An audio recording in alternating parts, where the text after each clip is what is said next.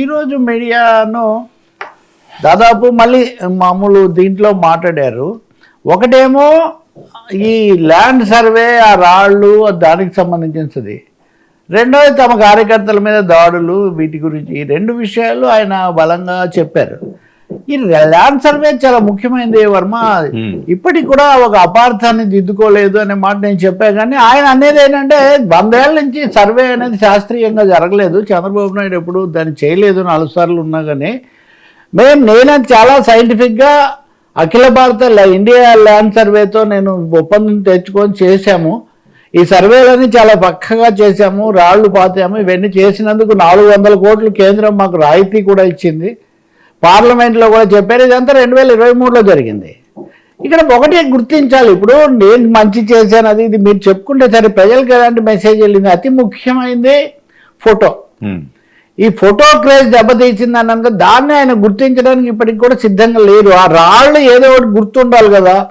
ఇప్పటికి కూడా బ్రిటిష్ వాళ్ళు వేసినటువంటి సర్వే రాళ్ళు ఉన్నాయి కదా, మీరు కూడా చూస్తారు. 183వ ఫసిలి అని ఏదో ఆ భాషలో, పార్సీ భాషలో, లేకపోతే పర్షియన్ భాషలో, లేకపోతే ఇంగ్లీష్లో అవి రాసి ఉంటాయి. సర్వే రాళ్ళు ఉండాలి కదా. చేసిన తర్వాత ఏ రాయి పడితే ఆ రాయి పాడితే సర్వే ఏముంది. అందుకని రైతులు చాలా కష్టపడుతున్నారు ఈ సమస్య వల్ల అని తెలుసుకొని నేను పాదయాత్రలో ఈ సర్వే చేశాము, అంతా శాస్త్రీయంగా చేశాము. ఏదో ఒక గుర్తుండాలి కాబట్టి నా బొమ్మ పెట్టాము. అంటే 2 అంశాలు ఇక్కడ. ఒకటి, తొట్టిలో నీళ్ళతో పాటు బిడ్డను కూడా పడేసినట్టుగా సర్వే మీద ఫోటో పెట్టడం పొరపాటు అని చెప్పడం, అనవసరం ఫోటో ఎందుకు వేసుకున్నాం అని అడగడం వేరు. కానీ అసలు సర్వే ప్రక్రియనే తీసి పడేయటం అన్నది వీళ్ళు చేసిన పని. నాకు బాగా తెలుసు.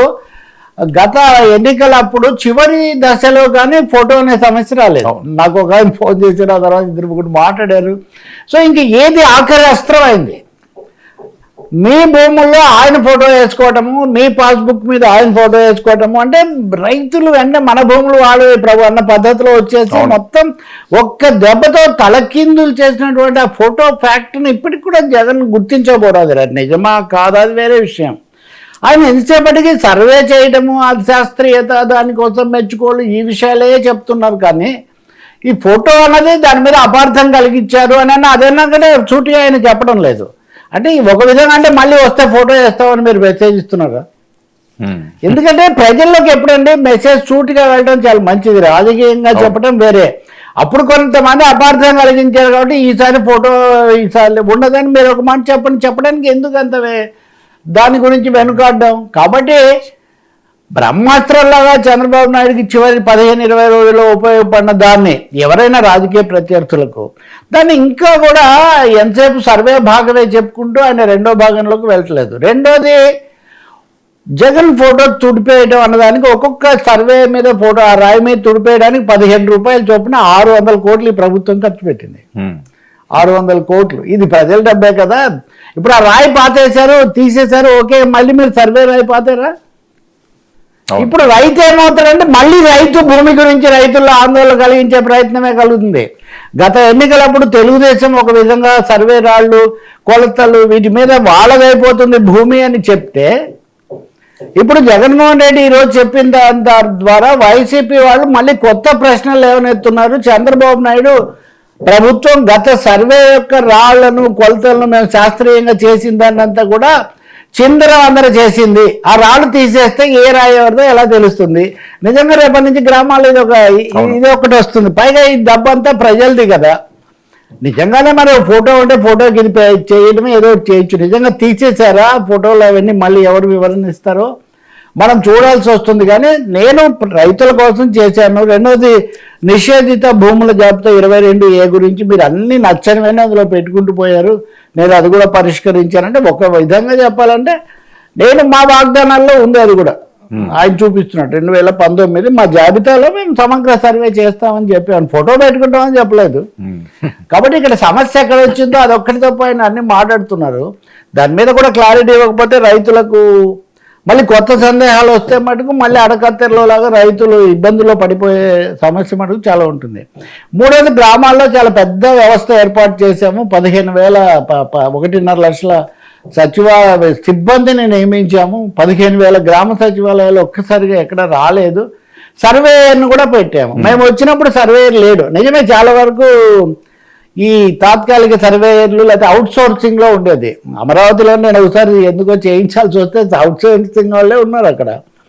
సర్వేయర్లను కూడా పెట్టి సైంటిఫిక్గా చేసాము. ఇప్పుడు అదంతా తలకిందులు అయిపోయింది అన్న. నిజంగా ఇప్పుడు రైతులకు వచ్చే ప్రశ్న, సర్వే తలకిందులు అయిపోయిందా? Number 1 question photo. Number 2 survey తలకిందులైపోయి రైతులకు, క్రయ విక్రయాలకు, భాగస్వామ్య ఒప్పందాలకు ఇబ్బంది వస్తుందా? అదైతే వద్దని చెప్తాను నేను. ఎందుకంటే శాస్త్రీయంగా ఇలా చేయాలి, ఇలా చేయకూడదని చెప్పండి. కానీ రైతులు అనవసరంగా రాజకీయ ప్రయోజనాల కోసం వాళ్ళని ఒత్తిడి పెట్టకండి. గతంలో ఒక విధంగా చేశారు, ఇప్పుడు ఒక విధంగా చేశారు. ఫోటోలు అక్కర్లేదు. ఇప్పుడు బ్రిటిష్ వాళ్ళ నాటి రాళ్ళు ఉన్నాయి కానీ ఆ రాళ్ళ మీద ఏం ఫోటోలు లేవు కదా, ఎవరివి లేవు. కాబట్టి ఫోటో అనేది ఒక అనవసరంగా ఏవైతే మా నాయకులు అనవసరంగా చేస్తారో అవన్నీ బెడిసి కొడతాయి. ఇక్కడ బెడిసి కొట్టింది ఫోటో. ఒక చిన్న మాటతో ఒక చిన్న మాట తప్పు మాట్లాడితే, నేను అన్ని రైట్గా చెప్పిన దాని మీద కూడా వస్తుంది కదా. ఇప్పుడు సర్వే ప్రక్రియ మీరు చాలా బాగా చేసామని అనుకున్నప్పటికీ చివరిలో అనవసరమైంది జోడించడం. రెండవది, అది వివాదం అయిన తర్వాత మీరు ఏమని చెప్పుండాల్సింది, నా బొమ్మ మీకు సమస్య అయితే నా బొమ్మ తీసేస్తానులే, బొమ్మ కనపడకుండా చేస్తానులే, నాకు భూములు కాపాడడం ముఖ్యమని చెప్పుండాలి. ఈ రోజు కూడా చెప్పలేదు ఆ మాట. So the question continuous. ఇంకా రెండోది, ఆ పిన్నెల్లి గ్రామంలో ఆ సాల్మన్ అనే అతన్ని భార్య జబ్బుగా ఉండి అతను వస్తే అతన్ని చంపేశారు. కనీసంగా భార్యను చూడడానికి కూడా పోయినాడు. రెడ్ బుక్ పాలన నడుస్తుంది. రెడ్ బుక్ వల్లనే ఈ దాడులన్నీ కూడా జరుగుతున్నాయి. ఈ రెడ్ బుక్ దానికి స్థానిక అధికారులు, పోలీసులు వీళ్ళు మాత్రమే కాదు, చంద్రబాబు నాయుడు కూడా దీనికి భాగస్వామిగా ఉన్నాడు. ఆయన ప్రత్యక్షం దీనివల్ల జరుగుతుందని ఒక దాడి, రాక్షస పాలన. మళ్ళీ ఆ మాటలన్నీ కూడా ఇంత పనికి వాళ్ళ మనిషి వరకు ఉండరే అనే పద్ధతిలో ఒక మాట.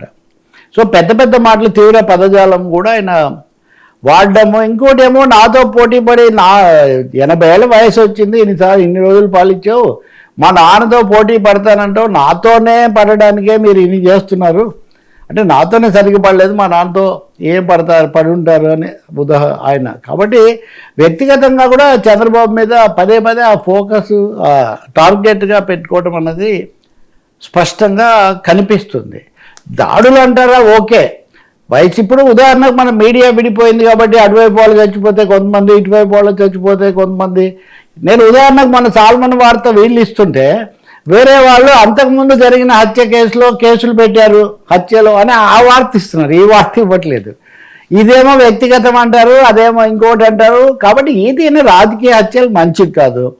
రాజకీయ హత్యలు ఆపడానికి ఏం చేయాలి? ఒకవేళ రెడ్ బుక్ ఇంకొకటో నిర్బంధం పెరగడం వల్ల జరుగుతుందా, దాన్ని పరిశీలించవచ్చు.